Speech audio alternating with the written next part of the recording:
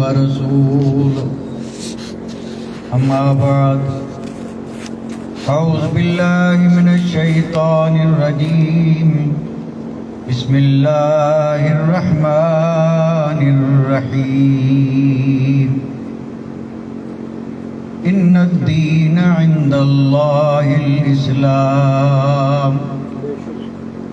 آمنت بالله صدق الله مولانا العظيم وصدق رسوله النبي الكريم ونحن على ما قال من الشاهدين والشاكرين والحمد لله رب العالمين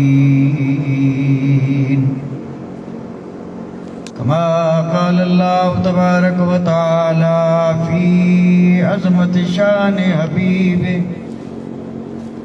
إن الله وملائكته يصلون على النبي يا أيها الذين آمنوا صلوا عليه وسلموا تسليما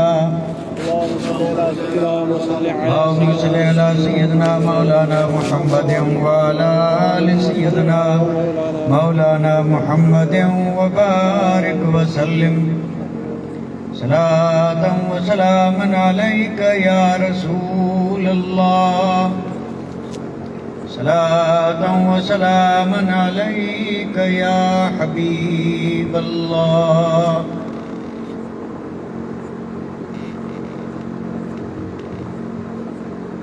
بڑے لطیف ہیں، نازک سے گھر میں رہتے ہیں،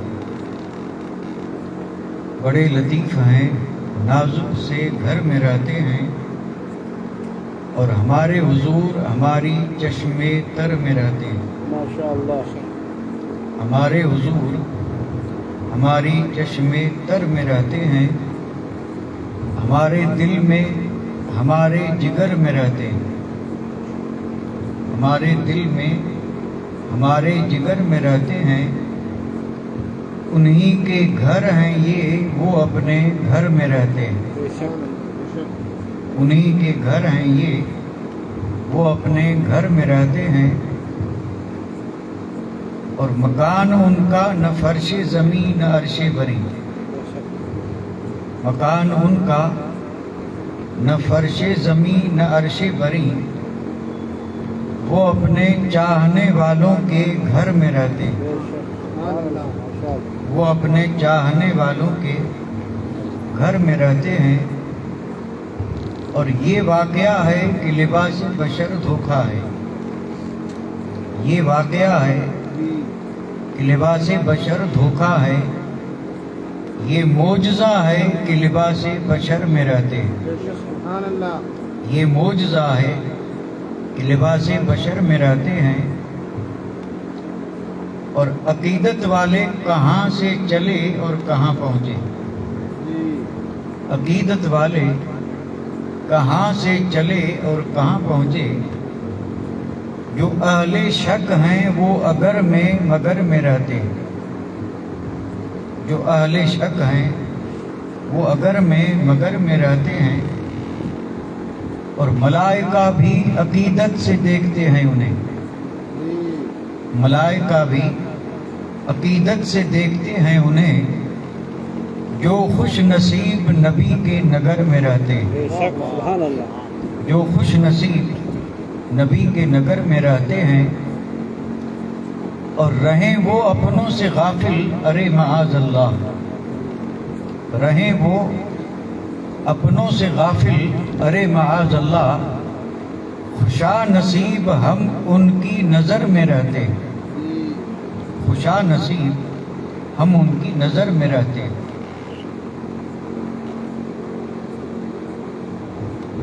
لائق عزت، عظیم تقریم، واجب الاحترام، گرامی قدر، ذی وقار، سادات اعظام، علماء ذوی الاحترام، محترم و مکرم سامعین کرام، عزت مآب خواتین اسلام،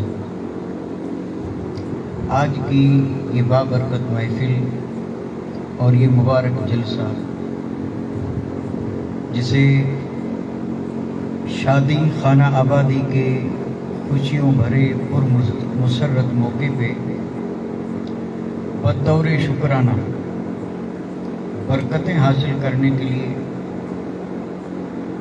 اور ایک خاص دعا مانگنے کے لیے منعقد کیا گیا ہے، جس میں آپ اور ہم شریک ہوئے ہیں۔ اللہ تعالی ہم سب کی حاضری کو قبول فرمائے اور اس ذکر خیر کو اللہ تعالی ہم سب کے لیے دونوں جہان کی سعادت مندی، نیک بختی اور نجات کا ذریعہ اور سبب بنائے۔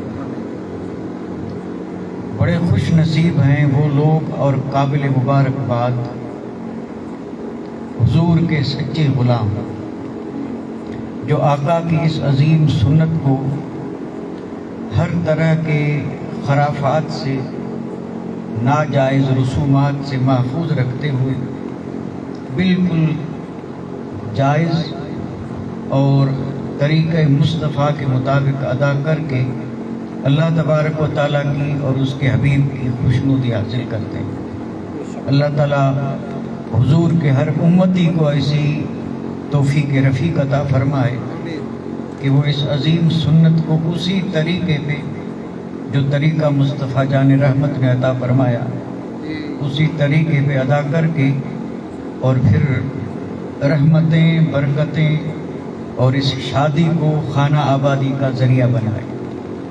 اللہ تعالیٰ ہر مومن مسلمان کو توفیق رفیق عطا فرمائے۔ ویسے اس محفل پاک کے حوالے سے میں نے ابھی خطبہ مسنونہ کے بعد 2-3 لفظ خاص طور پہ بولے۔ میں نے آپ حضرات کی خدمت میں عرض کیا، آپ نے شاید غور کیا ہو یا نہ کیا ہو تو اب پھر سے کر لیں۔ یہ جو ہماری محفلیں ہیں جس کو شادی خانہ آبادی کے موقع پہ منعقد کیا جاتا ہے اور وہی کرتے ہیں جنہیں اللہ توفیق دیتا ہے اور جو اللہ اور اس کے رسول کی رضا کے خواستگار اور چاہنے والے ہیں، وہی لوگ یہ محفل سجاتے ہیں۔ اس محفل کے سجانے کا ایک مقصد تو یہ ہے کہ اللہ تبارک و تعالیٰ کی نعمت کا شکر ادا کریں۔ اب ظاہر بات ہے نعمتیں چاہے جتنی ہوں، لیکن ان دنیاوی نعمتوں میں سب سے بڑی نعمت اولاد ہے، اس میں ذرا بھی شک نہیں۔ اولاد بہت ہی عظیم اور بہت بڑی نعمت ہے، اور پھر اس اولاد کا تربیت یافتہ ہو کر کے، تعلیم یافتہ ہو کر کے اور پروان چڑھ کر کے جوانی کی دہلیز پہ قدم رکھنا، اور اس کی شادی کا موقع آیا اور آنگن میں بہار آئی، یہ اس نعمت پر نعمت ہے۔ یعنی اولاد بھی نعمت ہے اور پھر اولاد کی شادی بھی نعمت ہے۔ اور ظاہر بات ہے رب کا حکم ہے، اللہ تعالیٰ نے ارشاد فرمایا جب تمہیں میری بارگاہ سے کوئی نعمت ملے تو شکر ادا کرو۔ تو یہ محفل گویا کہ شکر ادا کرنے کے لیے سجائی گئی ہے، باقی اس کا کوئی مقصد نہیں۔ مقاصد جو ہیں میں وہ عرض کر رہا ہوں، اور یہ مقاصد میں اس لیے عرض کر رہا ہوں کہ اس مقصد کے لیے مجمع جو ہے نا اس کا ہونا ضروری نہیں ہے۔ یعنی ایسا نہیں کہ یہ مقاصد اگر بڑا مجمع ہو، کافی لوگ ہوں تو یہ مقاصد حاصل ہو، ایسا نہیں ہے۔ کچھ بھی نہ ہو، کوئی بھی نہ ہو، تنہا آدمی بیٹھ کر کے اللہ اور اس کے رسول کا ذکر کرے، شکر ادا ہو جائے گا۔ تو یہ محفل ہے ہی شکر کی، یعنی اس کو سجایا ہی اس لیے گیا ہے کہ اللہ نے نعمت دی ہے اور یہ بندہ اس کی نعمت کا شکر ادا کرے۔ تو یہ محفل شکرانے کی ہے، اور رب کا حکم ہے شکر کرو۔ اور بندوں نے جب عرض کی مولا ہم اگر تیری نعمت کا شکر ادا کرنے کی کوشش کریں گے، حق تو ادا نہیں کر سکتے، شکر ادا کرنے کی کوشش کریں گے تو بدلے میں ملے گا کیا؟ تو رب نے فرمایا لَأَزِيدَنَّكُمْ، یعنی تم شکر ادا کرو۔ رب نے فرمایا میں اس نعمت کو بچا کے بھی رکھوں گا اور تمہارے لیے بڑھاتا بھی رہوں گا۔ اور کیا چاہیے؟ تو یہ محفل سجی ہی شکر کے لیے ہے۔ اور دوسرا مقصد ہمارا برکت۔ یہ صاحب خانہ نے کتنی بڑی کوشش کی، اس محفل کو سجایا، اور میں بڑی دور سے چل کر کے اس محفل میں آیا۔ علماء کرام تشریف لائے، سادات اعظام آئے، اور رب نے توفیق جس کو دی، جیسے آپ ہیں وہ بھی تشریف لائے۔ تو اب یہ ہم سب یہاں پر حاضر ہوئے ہیں اور بیٹھ کر کے ذکر کر رہے ہیں، شکر ادا کر رہے ہیں، شکرانے کی محفل ہے۔ اور دوسرا مقصد ہے برکت۔ صاحب خانہ نے اسی لیے مقصد سجائی تاکہ اللہ تعالیٰ برکت عطا کرے۔ اب ظاہر بات ہے رب کی بارگاہ سے برکت حاصل کرنے کے لیے دعا مانگنا ہے، اور برکت تو ہر چیز میں چاہیے۔ ہم تو صرف یہ سمجھتے ہیں کہ پیسے میں برکت ہے، ایسا نہیں، بلکہ رب نے جتنی نعمتیں ہمیں دی ہیں، ہر نعمت میں ہمیں اللہ تعالیٰ کی بارگاہ سے برکت کا سوال کرنا ہی چاہیے کہ اللہ ہر نعمت میں ہمیں برکت عطا کرے۔ تو دوسرا مقصد ہے حصول برکت، جس کے لیے یہ محفل سجائی گئی۔ اور تیسرا مقصد بڑا اہم ہے، اور جو اس محفل کا بنیادی مقصد ہے، آپ سوچتے ہوں گے وہ کیا؟ اس کی طرف اشارہ تو میں پہلے کر چکا ہوں، یعنی محفل ہے شکر کے لیے، برکت کے لیے، اور تیسرا مقصد کہ ہم دعا مانگیں گے۔ یعنی یہاں پر ہم آئے ہیں، کیا کریں گے؟ ہم یہاں صرف اور صرف اس لیے آئے ہیں کہ دعا مانگیں گے۔ آپ بھی حیرت میں ہیں کہ یہاں دعا کون سی مانگیں گے؟ یہ محفل سجی ہے اور آپ کہہ رہے ہیں ہم دعا مانگیں گے، اور میں تو اس کو بالکل یعنی مقید اور محدود کر کے کہہ رہا ہوں کہ نہیں، دعا ہی مانگنے آئے، ہم یہاں دعا مانگنے آئے، نہ تو کوئی ولولہ انگیز تقریر کرنے، نہ کوئی خطاب کرنے، بس ہم اور آپ یہاں آئے ہیں دعا مانگنے کے لیے۔ دعا مانگیں گے، اور یہ ذکر جو ہے نا، یہ اس دعا کی قبولیت کے لیے وسیلہ بنا رہے ہیں تاکہ وہ دعا قبول ہو جائے۔ ہم تو بھائی وسیلے والے ہیں نا، الحمدللہ۔ انبیاء، مرسلین، صحابہ، اولیاء اللہ، صلحاء، یہ سب ہمارے لیے وسیلہ ہیں۔ تو جیسے وہ بزرگان دین وسیلہ ہیں، ویسے ذکر خدا بھی دعا کی قبولیت کے لیے بڑا وسیلہ ہے۔ اعمال صالحہ بھی وسیلہ ہیں، کہ اعمال صالحہ کے وسیلے سے دعا مانگیں تو انشاءاللہ دعا قبول ہوگی۔ اب یہاں کون سی دعا مانگیں گے؟ کیا دعا یہ مانگیں گے کہ جس نے یہ محفل سجائی اللہ اسے کروڑ پتی بنا دے؟ یہ دعا مانگیں گے؟ نہیں، آج اس طرح کی کوئی دعا نہیں مانگیں گے۔ آج دعا مانگیں گے اس جوڑے کے لیے جن کی زندگی کا نیا دور شروع ہو رہا ہے، یعنی دولہا دلہن، نیا جوڑا جس کی زندگی کا نیا دور شروع ہو رہا ہے، دعا اسی کے لیے مانگیں گے۔ اور ہم یہاں اکٹھے بھی اسی لیے ہوئے ہیں، دعا اس کے لیے جس کے لیے یہ ساری خوشیاں منائی جا رہی ہیں۔ دعا میں کیا مانگیں گے تو تھوڑا سا توجہ دیں۔ ایک انسان کی زندگی کے کئی دور ہیں، بچپن کا دور، جوانی کا، بڑھاپے کا، الگ الگ دور ہیں، اور ہر دور کے تقاضے جدا ہیں۔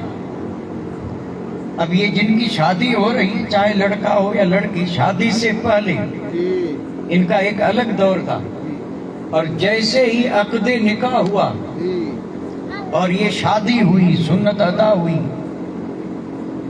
تو اب جیسے ہی یہ شادی ہوئی تو ان کے لیے ایک نیا دور شروع ہوا۔ اور یہ دور کون سا؟ اس دور کے بارے میں اگر فقہ میں دیکھیں تو ایک خاص لفظ آتا ہے، اور وہ خاص لفظ ہے حقوق زوجین۔ آپ اور ہم کیونکہ اس راہ کے مسافر نہیں ہیں، اس لیے یہ الفاظ ہمارے لیے نئے ہیں۔ بھی نیا دور اس لیے شروع ہوا کہ اس سے پہلے ان پر وہ حق نہیں تھے جو میاں بیوی پر ہوتے ہیں۔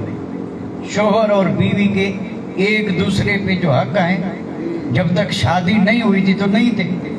اور جیسے ہی شادی ہوئی تو اب ایک دوسرے کے حقوق ان پہ آئے اور یہ حق قائم رب نے فرمائے اور بتایا مصطفیٰ نے اور پہنچایا رب کے محبوب بندوں نے، وہ سارے حق ہم تک پہنچے۔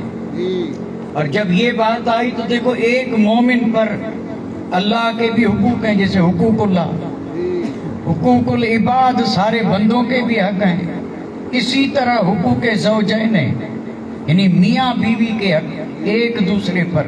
تو جب تک میاں بیوی نہیں بنے تھے تو حق نہیں تھے، اور جیسے ہی شادی ہوئی تو بن گئے میاں بیوی، اب وہ سارے حق ان کے اوپر آئے، وزن آیا، اور انہیں ان حقوق کو ادا کرنا ضروری ہے، اور یہ حکم خدا اور حکم مصطفیٰ ادا کرنا ہے۔ ظاہر بات ہے اب یہ ایک طرح کا وزن آیا ان پر، اور یہ وزن ایسا نہیں کہ یہ حقوق عام حقوق کی طرح ہیں، باقی حقوق متعین ہیں، گھٹتے بڑھتے نہیں، لیکن یہ میاں بیوی والا مسئلہ ایسا ہے کہ جیسے جیسے زندگی آگے بڑھتی حقوق بھی بڑھتے جاتے ہیں۔ یعنی سال 2 سال کے بعد اللہ نے کرم فرمایا اور ان کے پاس اللہ نے دولت دی، بیٹا آیا نعمت بن کے، بیٹی آئی رحمت بن کے، اولاد آئی، ظاہر بات ہے اب ان کے حقوق بھی ان پر، تربیت ہے، تعلیم ہے، اور پھر جوان ہو تو پھر اچھا رشتہ دیکھ کر کے ان کی شادی کرنا، یہ بھی ماں باپ کا حق ہے۔ تو جیسے جیسے زندگی آگے بڑھ رہی ہے یہ حقوق کا وزن ان کے کندھوں پہ بڑھتا ہی جا رہے گا، اور یہ ہیں کمزور۔ دعا مانگنے آئے ہیں ہم اور آپ، اس لیے مل بیٹھ کے دعا مانگیں گے کہ اللہ تعالیٰ اپنے حبیب کے صدقے میں، بزرگان دین کے صدقے میں، اولیاء اللہ کے صدقے میں، اس ذکر پاک کے صدقے میں اللہ تعالیٰ اس جوڑے کو سلامت بھی رکھے اور ایک دوسرے کے حقوق کو ادا کرنے کی اللہ نے توفیق عطا فرمائے۔ بس یہی دعا مانگنا ہے، اللہ قبول فرمائے، اور ہمیں امید ہے، یقین ہے اللہ تعالیٰ قبول فرمائے گا، اور ان کی اس ازدواجی زندگی کو اللہ تعالیٰ ان پر آسان فرما دے گا اور حقوق ادا کرنے کی رب توفیق عطا فرما دے گا۔ اور میاں بیوی اگر ایک دوسرے کے حق کو ادا کرتے رہیں تو پھر اس گھر میں کبھی بے چینی، بے قراری، بے برکتی نہیں آئے گی، وہ گھر جنت نما بنا رہے گا، جنت نشان، جنت جیسا۔ یہ جو گھروں میں بے برکتیاں، فتنے، فساد اور نوبت طلاق تک جا کے پہنچتی ہے، اس کی بنیادی وجہ یہی ہے کہ یا تو میاں میں کوئی قصور ہے کہ بیوی کے حق ادا نہیں کر رہا، یا بیوی میں قصور ہے کہ وہ شوہر کے حق ادا نہیں۔ یہیں سے یہ نفرت اور یہ محبت نفرت میں بدلتی ہے، اور پھر دوریاں بڑھتی ہیں اور طلاق تک نوبت پہنچ جاتی ہے۔ اس لیے حقوق کا ادا کرنا یہ گھر کو خوشحال رکھنے اور شادی کو خانہ آبادی بنانے کے لیے نہایت ہی ضروری ہے۔ حقوق العباد کے بعد یعنی حقوق زوجین ہیں، اور جیسے ہی شادی ہوئی ان حقوق کا وزن ان پہ آیا، ہم اور آپ آئے دعا مانگنے۔ بس آج دعا یہی مانگیں گے، میں نے ابھی مانگ لی، آپ نے آمین بھی کہہ لیا، اور آگے بھی میں یہی دعا مانگتا رہوں گا، اور پھر آخر میں بھی دعا مانگیں گے، اگر کوئی بزرگ ہے تو وہ مانگے گا، اور ہم سب دل کی گہرائی سے کہہ دیں آمین، اللہ قبول فرمائے تو یہ محفل جو ہے نا انشاءاللہ کامیاب اور بالکل کامران ہے۔ اللہ اس محفل کو قبول فرمائے، اور میں صرف اسی پہ بس نہیں کروں گا، ایسا نہیں کہ بس یہ 2-4 باتیں، کیونکہ ہم تو بھی اپنا حق ادا کریں گے۔ تو آیت مقدسہ جو پڑھی میں نے، میں اس پہ تھوڑی سی روشنی ڈالنا چاہتا ہوں، لیکن چونکہ وہ تقریر کے انداز میں نہیں، نہ خطاب کے انداز میں، کوشش یہی کروں گا کہ بیان میرا یہی رہے آخر تک، انداز یہی رہے، اور اس محفل میں یہی انداز مناسب ہے۔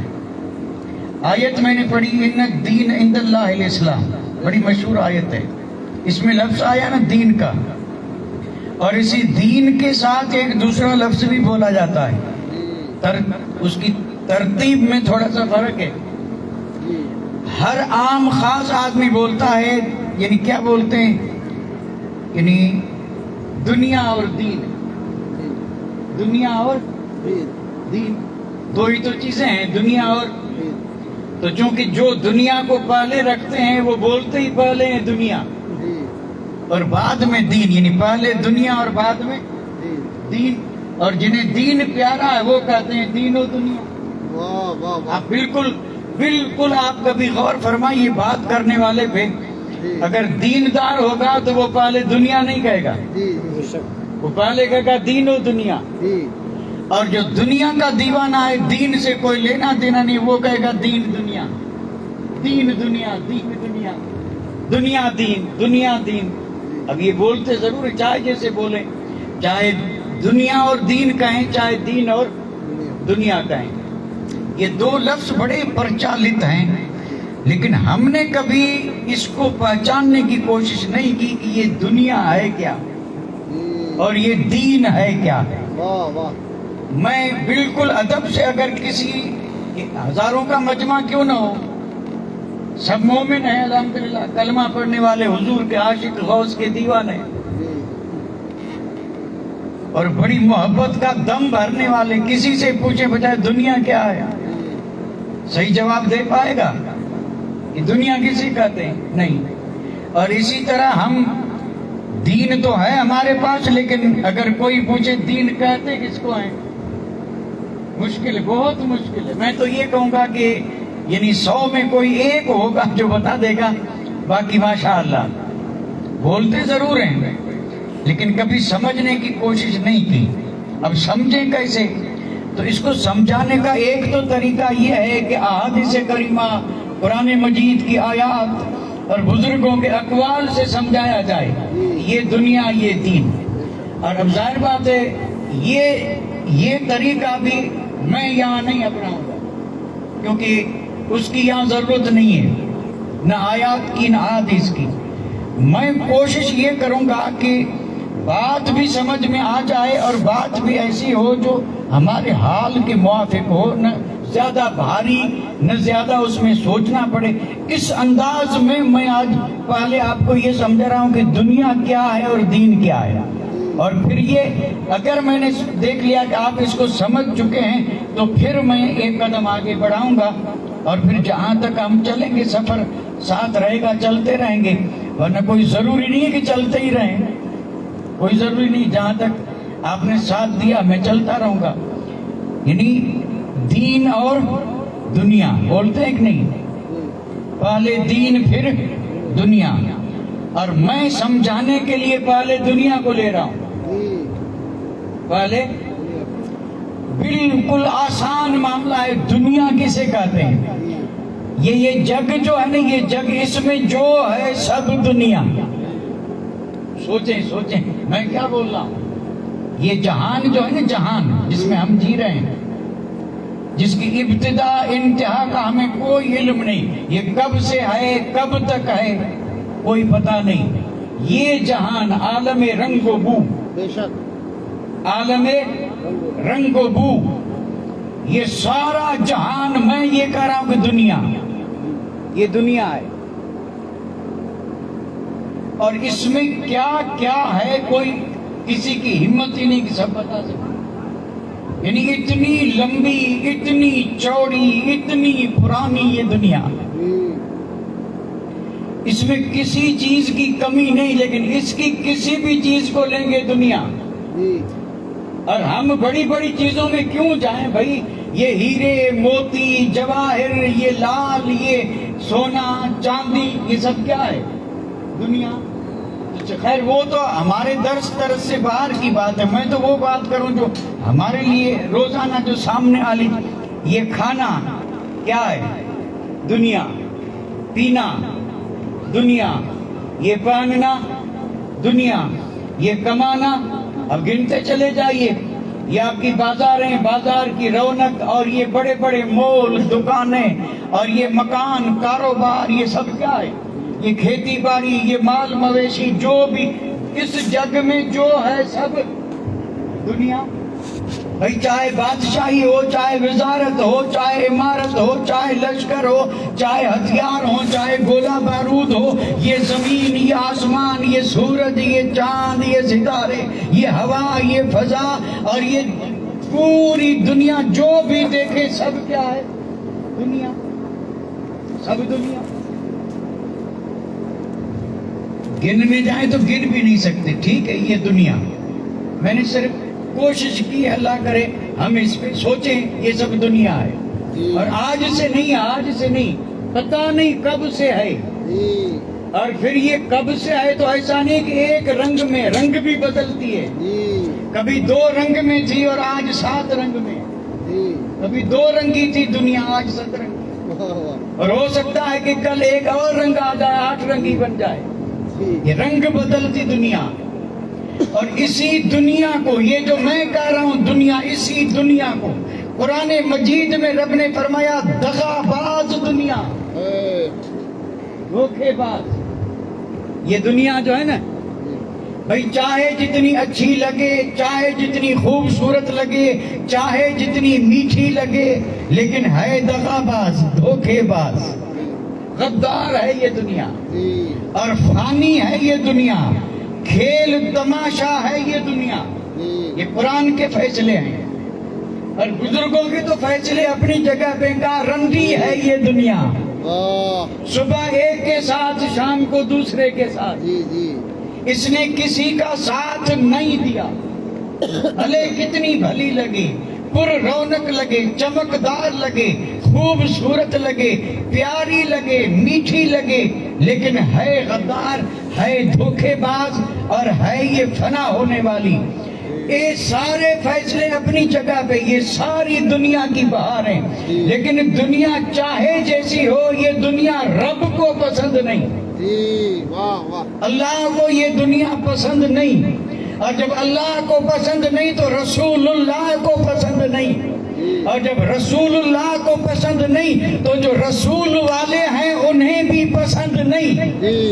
جیسے اولیاء اللہ ہے پسند. یعنی اس کی میں ایک چھوٹی سی دلیل دیتا چلوں. اگر دنیا پسند کی چیز ہوتی نا تو اللہ تعالیٰ دنیا قارون کو نہ دیتا، حضرت موسیٰ کو دیتا. اس لیے فرمایا گیا کہ یہ ساری دنیا رب کے نزدیک مچھر کے پر کے برابر بھی نہیں ہے. ساری دنیا رب کی بارگاہ میں مچھر کے کوئی حیثیت ہی نہیں دنیا کی. اگر صرف ایک بات ذہن میں رہے کہ دنیا رب کو پسند اور اللہ کے حبیب کو اگر پسند ہوتی تو رب نے فرمایا محبوب اگر آپ چاہیں تو میں پہاڑ سونے کے بنا دوں، اور مصطفیٰ جدھر آپ چلیں وہ پہاڑ آپ کے ساتھ چلیں. اور حضور نے فرمایا نہیں، یہ دنیا ہے، مجھے دنیا نہیں چاہیے، آخرت چاہیے. بے شک حضور چٹائی پہ سوئے ہیں اور بستر چٹائی کے نشان جسم اقدس پہ ہیں.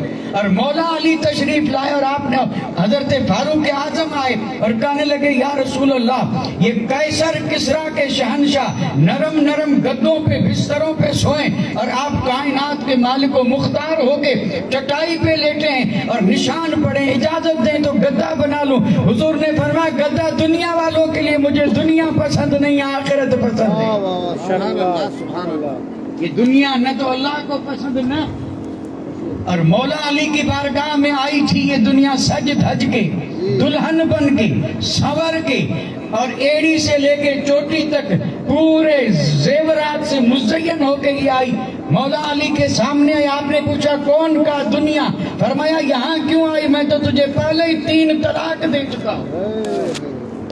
مولا علی جسے 3 طلاق دے دیں اور حضور جسے کہہ دیں کہ مجھے اس کی پرواہ نہیں، پسند نہیں، رب کی بارگاہ میں جس کی حیثیت مچھر کے پر کے برابر نہیں، یہ ہے دنیا. ابھی تو دنیا کے بارے میں نے کچھ بھی نہیں بولا ہے. یہ دنیا جو ہے اس کے بارے میں صرف بہت کم بولا ہے. ورنہ دنیا اللہ کی پناہ، دنیا یہ ہے دنیا. اب تو کچھ تو خیال آیا ہوگا کہ دنیا کیا ہے. کچھ بھی خیال نہ آئے تو اتنا تو آئے گا کہ رب کو پسند نہیں ہے. کیا اس میں بھی کسی کو شک ہے؟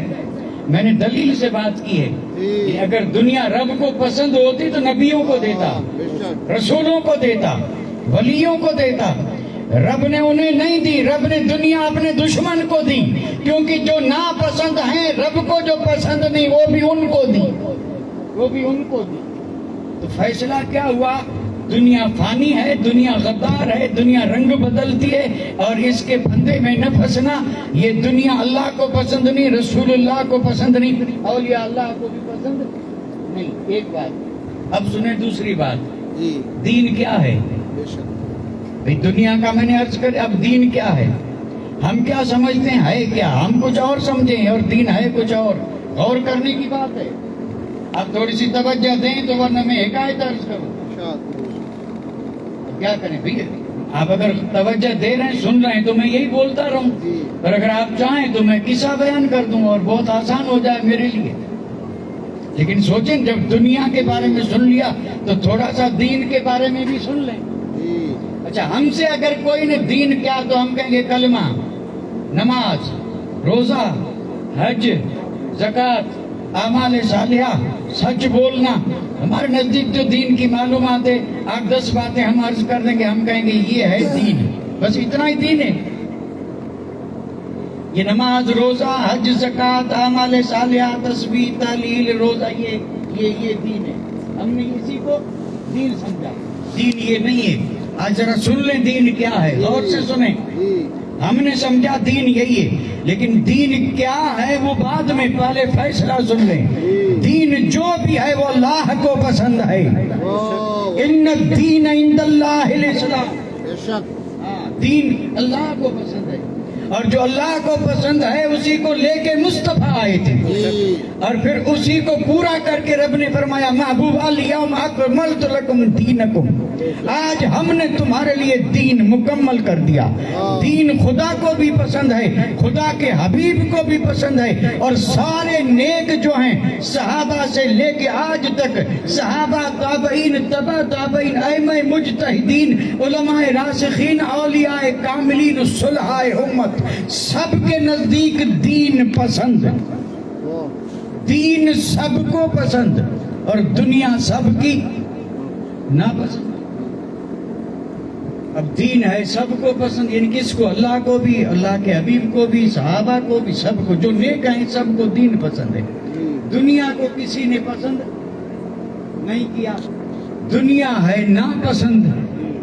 अब आइए बात सोचने की। अब मैं भी देखूंगा कि आप कितना सोच सकते हैं और कितना आप जरा सा गौर व फिक्र करने के यानी मूड में हैं, क्योंकि अब जो बात कर रहा हूँ वो बगैर सोचे समझ में नहीं आएगी। जी भाई हम सुन चुके दुनिया गद्दार, धोखेबाज, रंग बदलने वाली, ये वो, अल्लाह को भी पसंद नहीं, रसूल को भी नहीं। ऐसी है दुनिया गद्दार। हमें कहाँ रहना है? इसी दुनिया में न? अच्छा, खाना भी दुनिया, पीना भी दुनिया, कमाना भी दुनिया, रखना भी दुनिया, तिजारत दुनिया, ज़राअत दुनिया, हुकूमत दुनिया, बादशाह दुनिया, और हमें रहना इसी दुनिया में। और ये हम इंसान ये सब काम नहीं करेगा तो फिर ये काम होंगे कैसे? जिएगा कैसे? पहनेगा कहाँ से? खाएगा कहाँ से? पिएगा कहाँ से? रहना इसी दुनिया में है। दुनिया गद्दार है। अब करें क्या? अब सोचें। आपका ज़हन अगर जा रहा हो तो वाकई सोचने के लिए मैंने बहुत बड़ा मैदान दिया है। जी एक तरफ तो हम कह रहे हैं कुरान और हदीस की रोशनी में कि दुनिया गद्दार है, जी इससे मोहब्बत मत करना, दिल मत लगाना, ये धोखेबाज है, अल्लाह को पसंद नहीं। तो जब अल्लाह को पसंद, हम क्यों पसंद करें? तो मैंने कहा ना, खाना दुनिया छोड़ दें, खाना दुनिया है। पहनना छोड़ दें, आप कहें क्यों? उसी उलमा ने कहा दुनिया है। जी खेती बाड़ी करना छोड़ दें, तिजारत करना छोड़ दें, सारे दुनिया के बादशाह तख्त से उतर करके कि हम बादशाही नहीं करेंगे, और ये जितने भी लश्कर हैं हथियार फेंक के कह दें हम मुल्क की हिफाजत नहीं करेंगे क्योंकि दुनिया है और दुनिया अल्लाह को पसंद नहीं, हमें भी पसंद नहीं। इस तरह सारी दुनिया दुनिया से अलग हो जाए, फिर क्या होगा? कोई बचेगा? किसी का कोई काम होगा? रहना भी दुनिया में है और दुनिया गद्दार है, दुनिया रब को पसंद। अब करें क्या? जी है किसी के पास जवाब? अब आदमी करे क्या? और आदमी को हम क्या करें भाई? ये सब दुनिया है और दुनिया अल्लाह को पसंद नहीं, गद्दार है, धोखेबाज है, रंग बदलने वाली, और हमें इसी में रहना है, सब कुछ कर। अब करें क्या?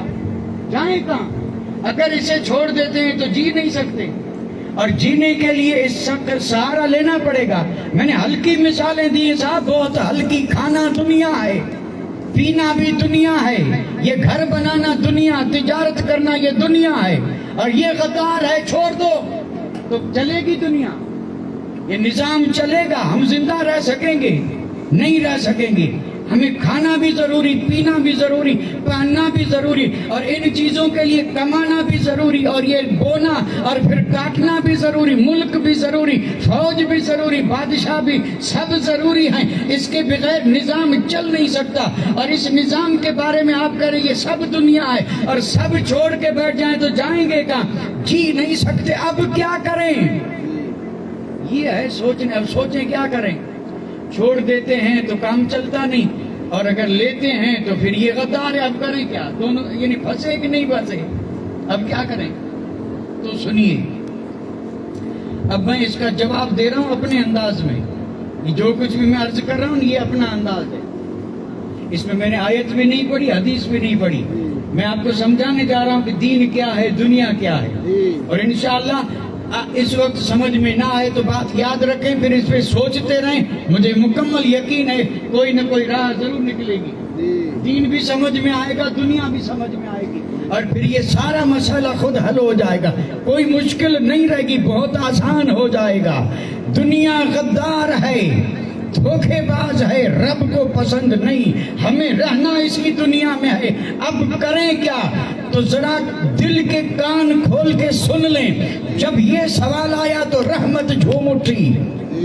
रब ने फरमाया बंदो घबराओ मत, तुम्हारी मुश्किल के लिए हल पेश फरमाया रब ने। और रब ने फरमाया कि मैं अपना हबीब भेज रहा हूं जो मुस्तफा नूर हैं, लेकिन लिबास बशरियत में तुम्हारे बीच में आ रहे हैं। और ये आ इसलिए रहे हैं कि ये जो गद्दार दुनिया है, नबी उसे अपनी अदाओं में रंग करके तुम्हारे लिए वफादार बना के तुम्हें देंगे। वो जो नबी के आने से पहले दुनिया थी, अब नबी ने उसे दीन बना दिया। सुभान अल्लाह, बेशक सुभान अल्लाह। नहीं, अब भी नहीं समझ में आया तो जरा खुलासा कर दूं। ये समझ में इसे मैंने जरा थोड़ा सा जोश कर दिया ना। मैंने कहा इसी अंदाज में, तो अंदाज कहाँ गया? तो ये मैंने अंदाज भी किसी वजह से बदला है, और वो थोड़ी देर के लिए। अब भी अगर समझ में ना आए तो इतना समझ लें, ये सारी दुनिया दुनिया है, अल्लाह को पसंद नहीं है। लेकिन उसी दुनिया को जब महबूब ने अपनाया और उसी तरीके से जो रब ने दिया, तो अब ये दुनिया दुनिया नहीं है, यही दीन है। हमने दो चार चीजों को दीन समझा था, नहीं, बल्कि ये मुकम्मल दुनिया दीन है, मुकम्मल दीन है। खाना दीन, पीना दीन, उठना दीन, पहनना दीन, शादी दीन, बादशाही दीन, विजारत दीन, ये जरो जवाहिर, सोना चांदी हीरे, ये जमीन जर दौलत धन सब दीन। लेकिन ये दीन बनेगा कब? अगर मन मर्जी करेंगे तो दुनिया है, और मुस्तफा की मर्जी होगी तो सब दीन है। सब क्या है? एक हल्की सी मिसाल दूं। हल्की मिसालें मैं इसलिए दे रहा हूं कि भारी हम समझ नहीं सकते, क्योंकि भारी से हमारा कोई वास्ता ही नहीं। अब मैं अगर यहाँ मिसाल में बादशाही पेश करूं तो जाहिर बात यहाँ कौन बादशाह है? कोई नहीं है। और अगर मैं यहाँ पर बात करूं किसी वजीर की तो यहाँ वजीर भी कोई नहीं। तो बात ऐसी करें जो कि हमारे यानी इस मुआशरे और हमारे हाल से मुताबिकत रखती हो, जो हमें आसानी से समझ में आ जाए। आज शादी है ना, शादी शादी दीन है कि दुनिया? ये मैंने जो कुछ कहा उसको एक तरफ रख के सोचें, शादी क्या है? दुनिया है ना। अगर दुनिया न होती तो दुनिया की हर कौम शादी कर रही है, दुनिया है।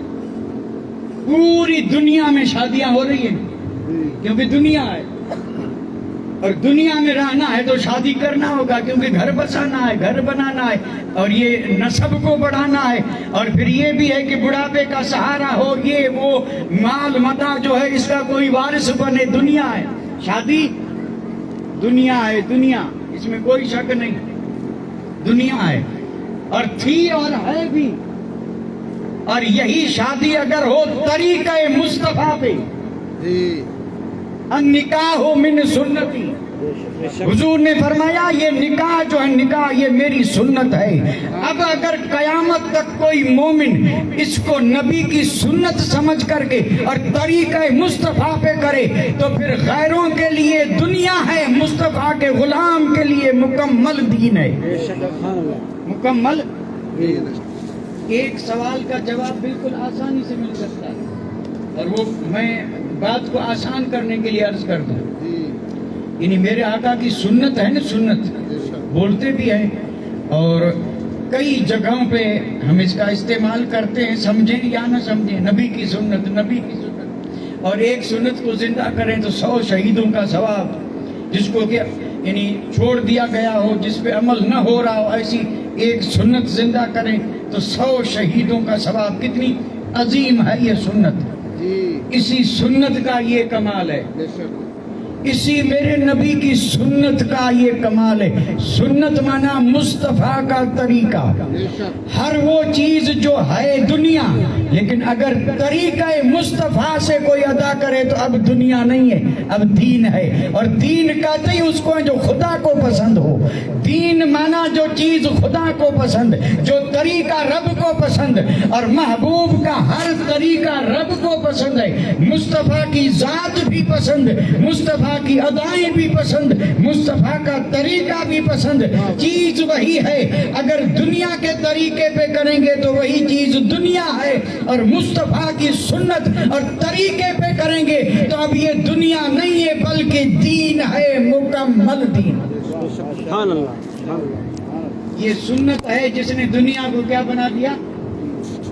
اب دین کیا ہوا؟ صرف نماز نہیں ہے، صرف روزہ حج زکوٰۃ نہیں ہے، بلکہ ہماری ضرورت کے جتنے بھی کام ہیں، ساری دنیا کے جتنے بھی چھوٹے بڑے کام ہیں، اگر ہر کام ہم کریں طریقہ مصطفیٰ پہ تو ہمارا ہر کام کیا بنے گا؟ سنت، اور سنت عبادت، اور عبادت اللہ کے لیے، یعنی سنت عبادت، اور عبادت نہیں عبادت کی جان، بغیر سنت کی کوئی عبادت نہیں۔ اتنا عظیم مرتبہ سنت کا، بالکل آسان بات ہے۔ دنیا رب کو ناپسند، اگر ہم چاہیں کہ رہنا دنیا میں ہے، دنیا اپنائے بغیر جی نہیں سکتے، تو اس غدار کو کریں کیا؟ تو پھر رحمت نے جھوم کر کے کہا بنا وفادار، تو پھر سوال اٹھا یہ وفادار بنے کیسے؟ تو جواب آیا من مرضی مت کر، رسول کی مرضی پہ دنیا کو اپنا، یہ تیرے لیے غدار نہیں وفادار بن جائے۔ سبحان اللہ۔ دنیا ہے غدار، ان دھوکہ دینے والی، اور اگر یہی دنیا ہو طریقہ مصطفیٰ پہ تو وفادار، اور اب یہ کبھی بھی دھوکہ نہیں دے سکتی۔ اب یہ دنیا نہیں دین۔ اب مجھے صرف اتنا بتائیں، سب کے ذہن میں ہے، ایسا نہیں کہ ذہن میں نہیں ہے۔ میرے اور آپ کے آقا مکہ پاک سے ہجرت فرما کے جب مدینہ شریف گئے، وہاں آپ نے ایک اسلامی حکومت قائم کی، یعنی راج، اور اسلامی حکومت جب آپ نے قائم کی تو اس کا یعنی تخت گاہ کیا تھا؟ مدینہ منورہ، اور گورنمنٹ ہاؤس مسجد نبوی، سارے معاملے مسجد نبوی میں، پارلیمنٹ کی جگہ مسجد ہے۔ اور میرے آقا نے حکومت قائم کی جو پورے دنیاوی امور کو کیا کرے؟ کنٹرول کرے، سارے انسانی جتنے بھی تقاضے سب کو کنٹرول کرے، حکومت قائم کی، حکومت بادشاہی۔ اچھا بادشاہی دین ہے یا نہیں؟ آپ تھوڑا سا دیکھیں، یہ بادشاہی ہے، اس سے پہلے بھی بادشاہ تھے۔ فرعون کون تھا؟ نمرود، حامان، قارون، شداد، بادشاہ تھے نا، وہ بھی بادشاہی تھی، اور یہ بھی بادشاہی ہے۔ لیکن اب کیا کہیں گے اس بادشاہی کو؟ کیا ویسی بادشاہی؟ میں یہی کہوں گا کہ وہ دنیا یہ دین ہے، وہ بھی بادشاہی ہے، یہ بھی بادشاہی، لیکن وہ بادشاہی دنیا ہے نفرت والی، غدار، دھوکے باز، رب کو پسند نہیں، لیکن ہے یہی بادشاہی۔ لیکن جب مصطفیٰ جان رحمت نے اس کے لیے طریقہ دیا تو اب اسی پہ ابو بکر صدیق بھی نظر آئے، فاروق اعظم بھی نظر آئے، عثمان غنی بھی نظر آئے، مولا علی بھی نظر آئے اور ان سب نے حسنین نے بادشاہی کر کے بتا دیا کہ ہے بادشاہی جو پہلے دنیا تھی، لیکن اب جب مصطفیٰ کی سنت پہ ہو رہی ہے تو اب یہ دنیا نہیں، یہ بادشاہی بھی دین ہے، سبحان اللہ، یہ بادشاہی بھی دین ہے۔ تو نتیجہ کیا نکلا؟ نتیجہ یہی نکلا کہ یہ ساری دنیا ہمارے لیے دین وہ ہے جس سے رب راضی اور جس پر اجر ملے، جس کے بدلے میں جنت ملے، اور جو دین اپنائے وہ رب کا محبوب بن جائے، اور اگر زیادہ کوشش کرے تو صاحب کرامت بن جائے، اور زیادہ کوشش کرے تو زندہ بن جائے، اور زیادہ کوشش کرے تو غوث کے مقام پہ پہنچ جائے۔ یہ دین ہے، اور یہ دین اسی دنیا کو دین بنا کر کے اس پر چل کر کے اتنے اونچے مقام حاصل کیے یا نہیں کیے؟ غوث اعظم تجارت کرتے تھے کہ نہیں؟ تجارت سمجھ رہے ہیں، بیوپار کرتے تھے نا، بڑی زبردست کپڑے کی تجارت تھی۔ غوث اعظم تاجر تھے، اور تجارت کرنا کیا ہے؟ دنیا نہیں کیا بھئی، یہ بیوپار جتنا ہو رہا ہے یہ کیا ہے؟ دنیا ہے۔ اور غوث اعظم یہ کر سیدنا صدیق اکبر کرتے تھے، اور یہ جتنے بھی مکہ المکرمہ کے مہاجرین آئے تھے یہ سب تاجر تھے، یہ سب تجارت بڑے بڑے کوٹھیوں کے مالک تھے، ادھر شام ادھر یمن تک ان کی تجارتیں پھیلی تھی، زبردست تاجر تھے، بیوپاری تھے۔ اور تجارت دنیا نہیں ہے تو اور کیا ہے؟ کون کہے گا تجارت دنیا نہیں ہے؟ سراسر دنیا ہے، اور اگر دنیا ہے تو نہیں اپنانا چاہیے تھا، کیوں اپنائی انہوں نے؟ اور اپنایا بھی ایسا کہ نام ہے آج بھی ان تاجروں کا، آج بھی نام ہے، انہوں نے اس میں انصاف جو رکھا تھا۔ آج بھی اگر کوئی تاجر اس انصاف پہ چلے تو حضور نے فرمایا برکت رب دے گا۔ برکت کیوں نہ ہو؟ تجارت میں برکت ہے۔ ایک طرف تو تجارت پوری دنیا ہے، لیکن وہی تجارت جب میرے آقا ملک شام گئے تجارت کر کے، اور اسے جب سنت کا درجہ دے دیا کہ تجارت کرنا بھی نبیوں کے نبی کی سنت ہے، تو اسی طریقے پہ اگر کوئی تجارت کرے تو غیروں کے لیے یہی تجارت دنیا ہے، اور مصطفیٰ کے غلام کے لیے یہی تجارت دین ہے۔ ہمارا ہر کام چاہے چھوٹا چاہے بڑا سب دین بن سکتا، لیکن شرط یہ ہے کہ وہ طریقہ مصطفیٰ پہ۔ ہمارا اٹھنا بیٹھنا، کھانا پینا، شادی غمی، کمانا بچانا، خرچ کرنا، ملنا جلنا، جتنے بھی کام ہیں یہ سب دین بن سکتے ہیں، لیکن شرط یہ ہے کہ طریقہ وہی ہو جو جس کو سنت کہتے ہیں۔ تو یہ سنت ہے کس کے لیے؟ یہ جو سنت چھوڑی گئی، اور علیکم بسنتی، میرے آقا نے فرمایا میرے ہو تو تم پر لازم ہے میرا طریقہ۔ حضور نے صرف اپنوں کے لیے کہا تم میرے ہو، حضور نے فرمایا میرے ہو نا، میرا کلمہ پڑھتے ہو لا الہ الا اللہ محمد الرسول اللہ، اور جب تم میرے بنے میں تمہارا بنا تو اب تمہارے لیے طریقہ بھی بہتر ہے میرا۔ عقل ہو نا عقل، اگر کسی سے بھی کہیں حضور کس کے تو ہم کہتے ہیں حضور ہمارے، حضور اچھا، اور ہم کس کے تو کہتے ہیں ہم حضور کے، یعنی حضور ہمارے اور ہم، تو حضور کا طریقہ کس کا؟ ہمارا ہونا چاہیے کسی اور کا؟ تو حضور ہمارے ہیں اور حضور کا طریقہ کیا ہے ہمارا؟ اب آپ تھکے بھی ہیں الجھے بھی ہیں، یعنی میں نے آپ کو تھوڑی سی دیر میں تھکا دیا، لیکن عرض کر رہا ہوں دین بہت آسان ہے، بہت آسان ہے۔ ہماری ہر چیز پر ثواب، بڑا زبردست ثواب، اور ہر چیز ہمیں جنتی بنانے کے لیے ذریعہ سیڑھی، لیکن کام صرف ایک کرنا ہے، طریقہ مصطفیٰ۔ علامہ اقبال کا نام ضرور سنا ہوگا، سنا کیا؟ پوری دنیا میں شاید ہی کوئی خطہ کوئی جگہ ایسی ہو جہاں علامہ اقبال کا نام نہ ہو۔ ہم سے زیادہ تو غیر جانتے ہیں، اور ہم سے زیادہ ان کے دشمن ان کو پڑھتے ہیں، اور پڑھتے بھی نہیں، اس پہ غور بھی کرتے ہیں۔ یہ میں نے جو کچھ کہا نا، اس کے علامہ اقبال نے صرف 2 بند میں اس کو سمو دیا۔ میں نے تو مجھے بھی معلوم نہیں کہ کتنا، یعنی 1 گھنٹہ تو ہو گیا نا، یعنی زیادہ ہوا،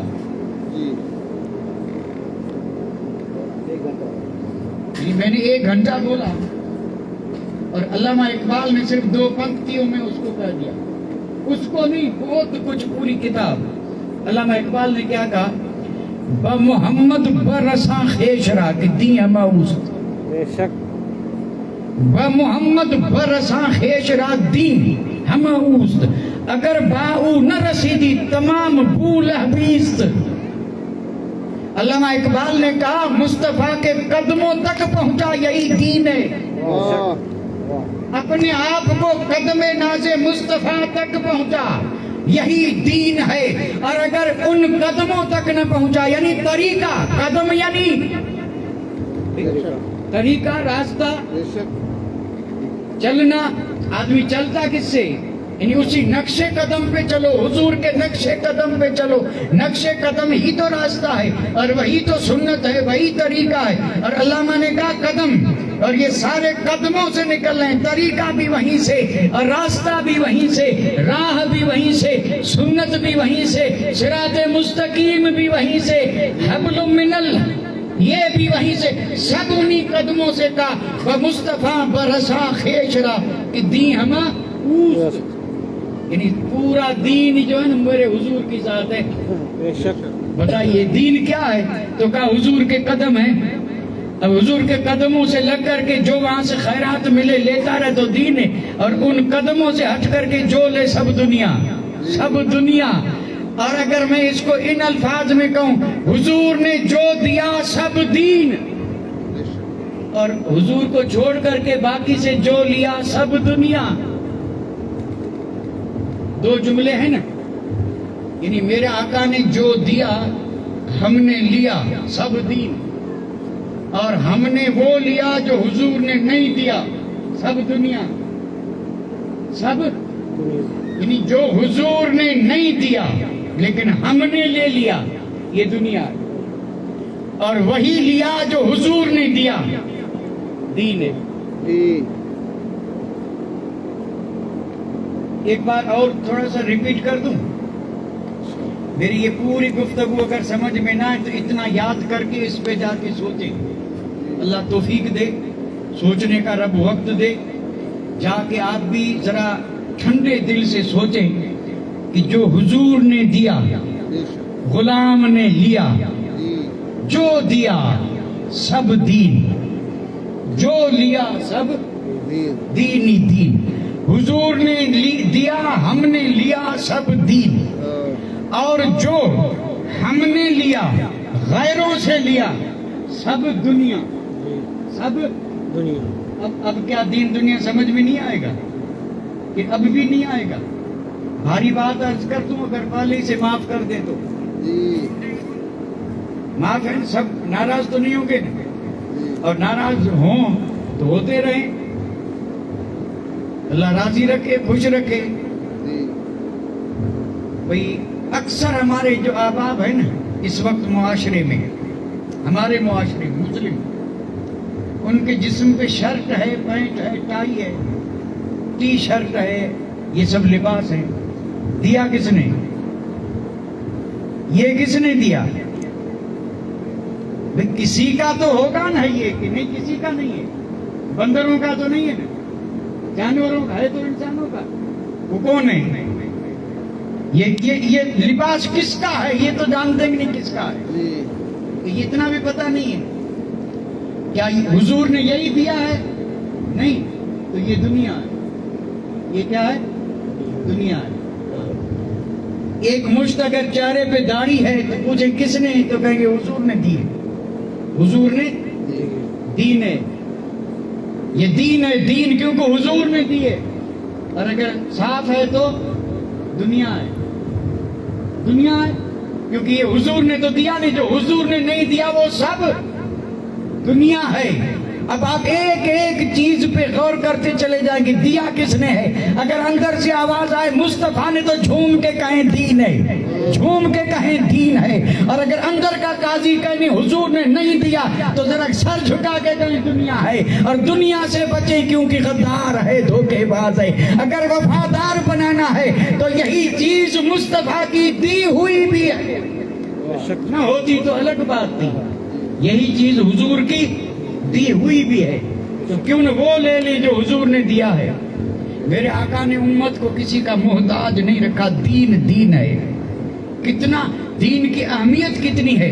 मैं सिर्फ दो एक बातें दीन के हवाले से अर्ज कर दूं। जैसे ये शादी का मौका है, जी इसी शादी के मौके के बारे में हुजूर ने क्या फरमाया, बड़ी मशहूर हदीस है, एक बार नहीं बल्कि आप और हम कई बार सुन चुके हैं। मेरे आका ने पहले हदीस पढ़ लूं बरकत हासिल करने के लिए। हुजूर ने फरमाया तुन कहल मरा तो ले अरबाइन, यानी किसी भी औरत से जब कोई भी शादी करता है तो चार चीजों में से एक चीज या चार चीजें जरूर देखता है।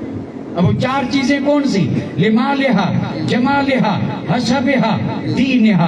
यानी लोग जब शादी करना चाहते हैं तो औरत में चार चीजें देखते हैं। पहली चीज क्या है, माल, दूसरी खूबसूरती, तीसरा कुंबा कबीला कुटुंब और हसब नसब, चौथा दीन। ऐ बिदा नबी कुर्बान जाऊं मुस्तफा आपकी अजमत पर।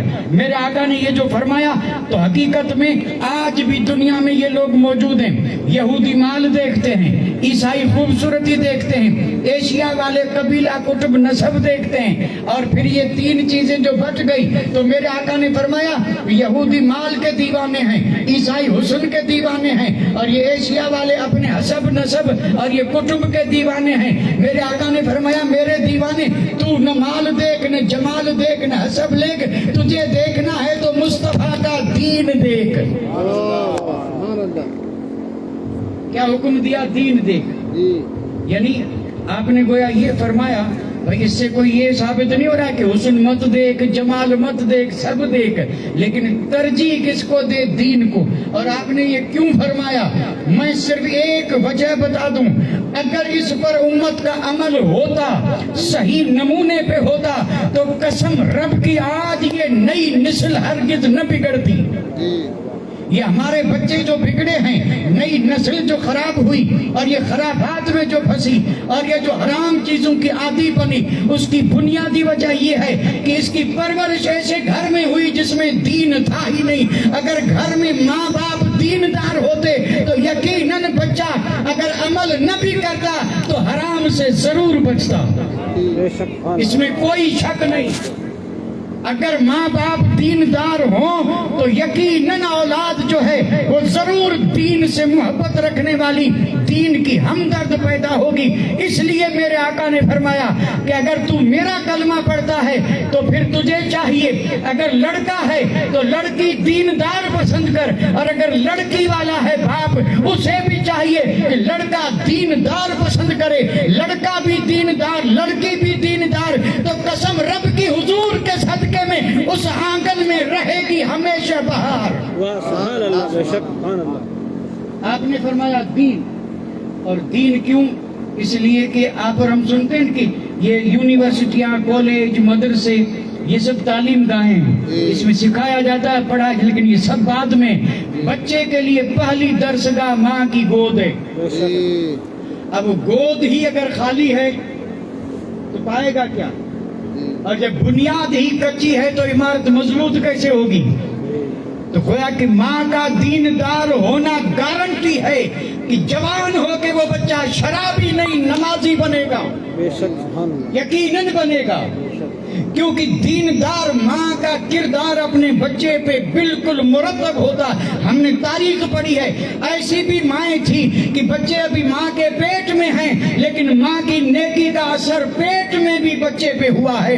ऐसे भी हैं जो जब पैदा हुए तो 17 पारे याद करके सुना दिया। पूछने वाले ने पूछा कि ये याद कहाँ से केगा, मेरी माँ को याद थे, मैं पेट में था, दूध पिलाती थी तो मैं कुरान पढ़ती थी, और पेट में था तहज्जुद में मेरी माँ पढ़ती थी, और मैंने पेट ही में कुरान याद कर लिया। सुभान अल्लाह, बेशक।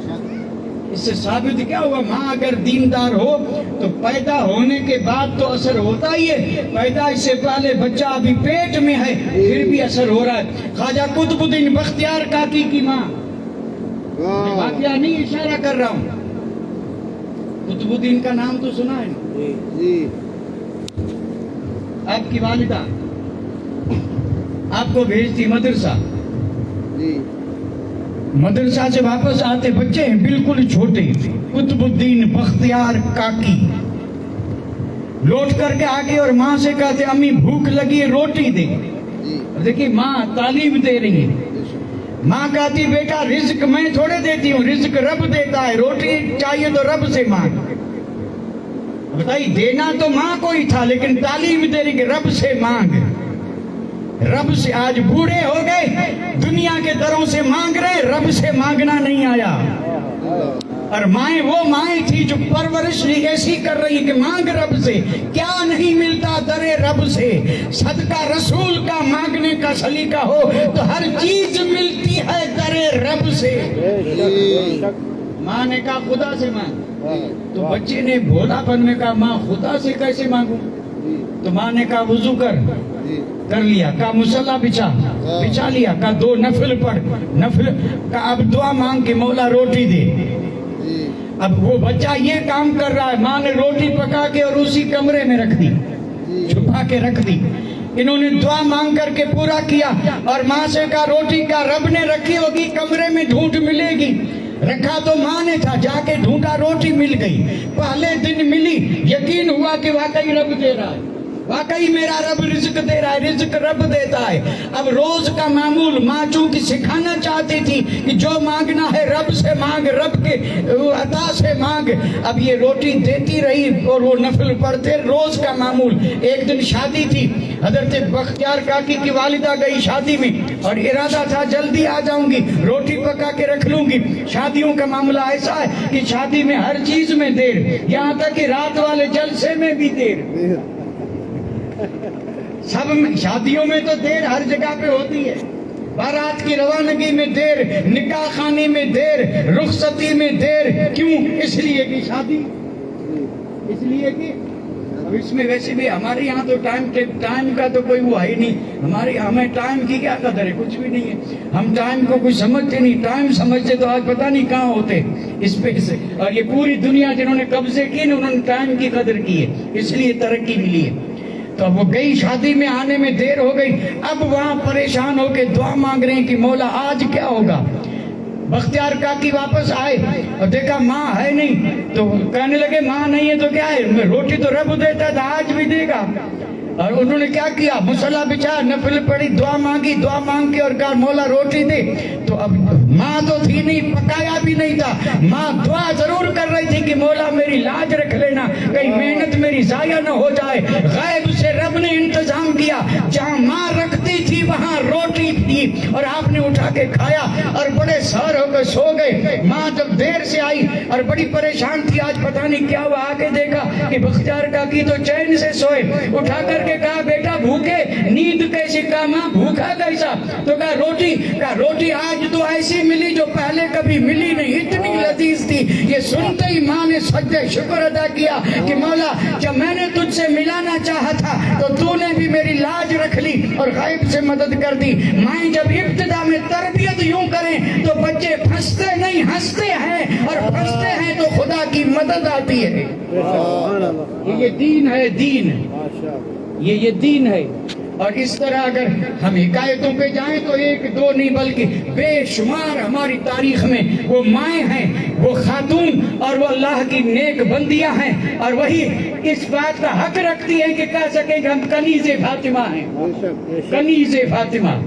दावा तो बहुत बड़ा कर रही है, फातिमा के सर के बाल कभी आसमान में नहीं देखे, और ये 24 घंटे सर खुले करके बाजारों में घूमने वाली सिर्फ नाम पर इतरा के कर रही है कनीज़े फातिमा। कनीज़े फातिमा ऐसे नहीं, फातिमा तो वो है कि जब जनाजा गहवारा भी निकला था तो फरमाया पर्दे में रात में निकालना कि फातिमा के जनाजे को भी कोई गैर मर्द न देखे। ये थी वो औरतें और ये दीन था। दीन इसी का नाम है, इसी का नाम दीन है। और सिर्फ ये नहीं कि लड़के देखें, लड़की नहीं, लड़की वाले को भी चाहिए कि लड़का दीनदार देखे। अब जाहिर बात है लड़का भी अगर दीनदार हो तो सुभान अल्लाह, सुभान अल्लाह। ये बात इतनी तवील है कि अब इसको अगर मैं और फैलाता जाऊं तो फैल सकती है, लेकिन अल्लाह ताला कबूल फरमाए। और अल्लाह ताला अपने हबीब के सदके में साहिब खाना ने अपने बच्चों की शादी के मौके पे बरकत के लिए शुक्राने के तौर पर जो कुछ मकसद रख कर की ये महफिल सजाई, अल्लाह कबूल फरमाए। और आप और हम दिल की गहराइयों से दुआ करें कि मौला इस जोड़े को सलामत रखे, इनकी इस दिवाजी जिंदगी को मौला खुशियों से भर दे और इन्हें ये तौफीक दे कि वो एक दूसरे के, अपनी औलाद के حقوق کو صحیح معنی میں ادا کرتے رہیں تاکہ ان کا گھر جو ہے وہ جنت نما بن جائے، اور اللہ ان کی محبتوں میں سلامتی عطا فرمائے اور زیادہ محبت عطا فرمائے، اولاد صالح عطا فرمائے، اور اسی دعا کے ساتھ وما علینا الا البلاغ وآخر دعوانا ان الحمد للہ رب العالمین۔